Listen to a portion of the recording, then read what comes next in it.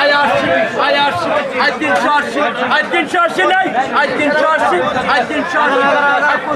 380 আয় 380 আয় 85 আয় 85